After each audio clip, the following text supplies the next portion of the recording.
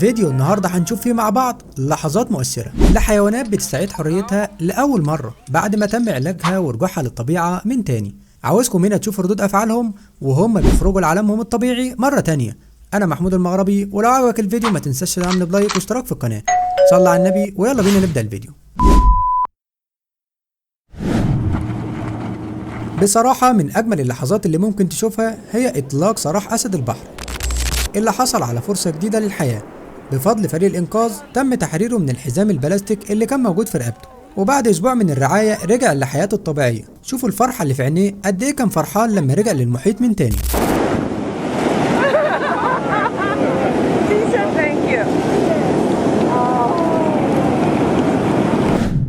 حاليا هيتم إطلاق نسر بعد ما تم علاجه من كسر في جناحه بعد أكتر من شهر من التأهيل والعلاج.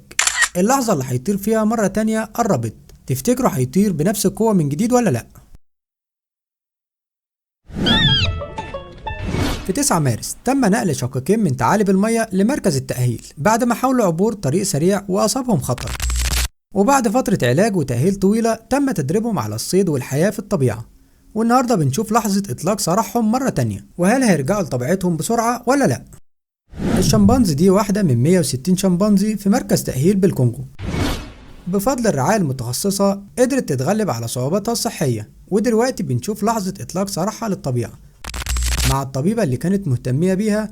وبصراحة اللحظة دي مليانة مشاعر قوية جدا، أتمنى إنك ما تفوتهاش.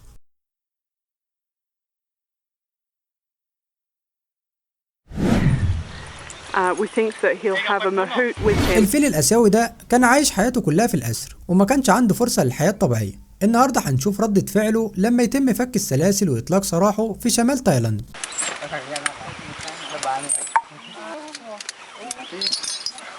استعدوا هنا علشان تشوفوا لحظة من السعادة اللي بجد.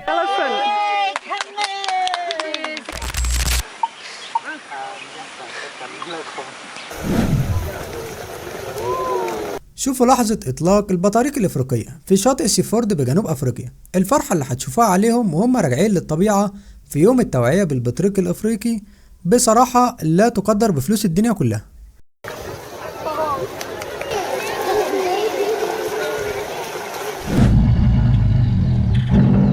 الخوف عند النمور في المواقف دي بيبقى أمر طبيعي جدا.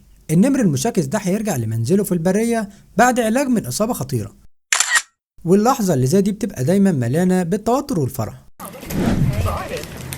حيوان الكوالا المسكين ده تم إنقاذه وهو عنده 14 شهر بعد ما تم العثور عليه داخل الغابات مصاب. والنهاردة بنشوف لحظة إعادته للطبيعة مرة تانية. دي لحظة إطلاق سراح النمر البنغالي واللي تم العثور عليه في قرية بعد صراع مع البشر، وساعتها كان متصاب إصابة خطيرة جدا. شوفوا هنا لحظة إطلاق سراحه للبرية بعد ما تم علاجه وتأهيله. تفتكروا إيه السبب اللي يخلي الناس دي متجمعة فوق كده ومحدش منهم تحت؟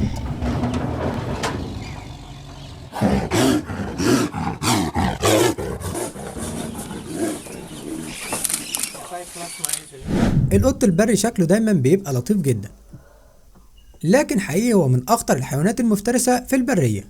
لحظة إطلاق سراحه بتكون سريعة وغير متوقعة. شوفوا ردة فعله لما يرجع للطبيعة بيبقى شكلها عامل ازاي.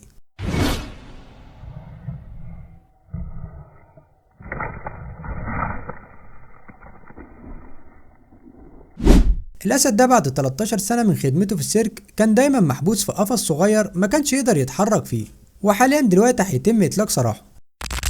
عاوزكم هنا تشوفوا ردة الفعل بتاعته لما لمس الأرض والعشب لأول مرة في حياته.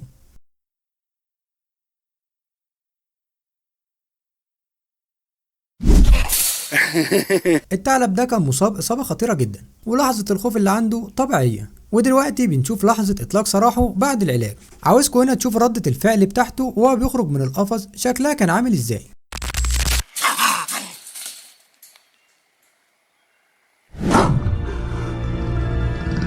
النمر اللي قدامكم ده تم إنقاذه من إصابة خطيرة جدا من خلال عملية جراحية، ودلوقتي هيتم إطلاق سراحه للبرية. شوفوا هنا ردة فعله وهو بيستعيد حريته مرة تانية.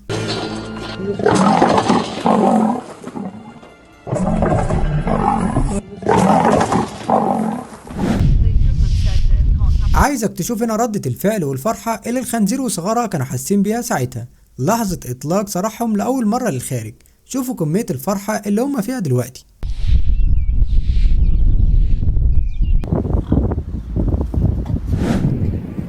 دلوقتي هيتم إطلاق سراح النسر الأصلع واللي كان بيعاني من إصابة خطيرة بعد سنة كاملة من التأهيل. أخيرا جاهزين نرجعه للطبيعة مرة تانية.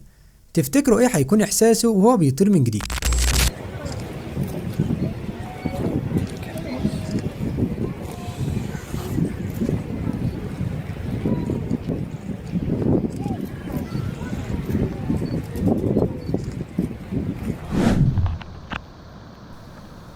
الثعلب اللي قدامك ده دخل بيت حد بالغلط واتعلق بين الباب وما قدرش يخرج، وساعتها فريق الإنقاذ جه علشان خاطر يساعده. ودلوقتي بنشوف لحظة إطلاق سراحه مرة تانية. تخيلوا فرحته وهو بيرجع للطبيعة مرة تانية. وللأسف وصلنا لنهاية الفيديو، بس الأوقات اللي بقضيها معاكم هي من أجمل الأوقات. ما تنسوش اللايك الجميل والاشتراك في القناة. سلام.